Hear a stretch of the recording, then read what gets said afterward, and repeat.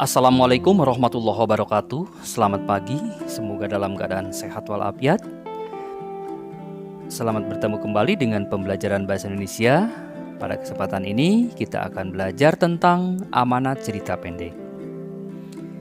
Amanat cerita pendek merupakan bagian unsur intrinsik cerita pendek, yakni unsur yang membangun cerita dari dalam. Apa yang dimaksud dengan amanat? Amanat adalah pesan moral yang ingin disampaikan pengarang kepada pembaca, penonton, atau pendengar. Amanat dapat dibagi menjadi dua jenis, yaitu amanat tersurat dan amanat tersirat. Amanat tersurat adalah amanat atau pesan yang secara jelas atau eksplisit dijabarkan melalui kata-kata dalam sebuah tulisan, sehingga pembaca secara mudah dapat menemukan amanatnya. Yang kedua, amanat tersirat, yaitu amanat atau pesan yang sengaja tidak dijabarkan secara tertulis dalam sebuah karya. Akan tetapi, pesan ini bisa diketahui oleh pembaca dari alur cerita pada tulisan tersebut. Selanjutnya adalah ciri-ciri amanat. Pertama, di akhir cerita, yakni melalui tingkah laku tokoh. Yang kedua, secara eksplisit berupa seruan, nasihat, peringatan, saran, anjuran, atau larangan yang berkaitan dengan ide utama cerita. Amanat mempunyai manfaat. Ada beberapa manfaat dari amanat. 1. Membina dan mengarahkan pembaca menuju hal-hal yang positif.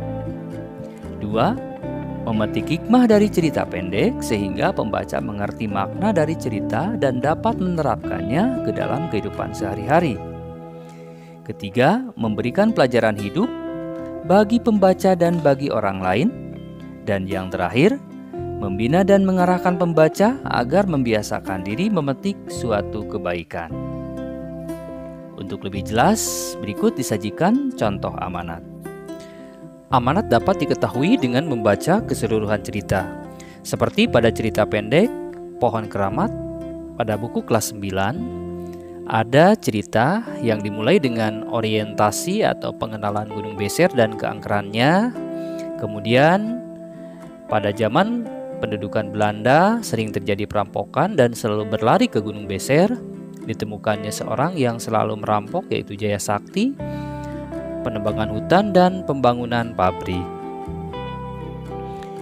Puncak masalah dari cerpen tersebut yaitu terjadi kekeringan di musim kemarau dan kebanjiran di musim hujan.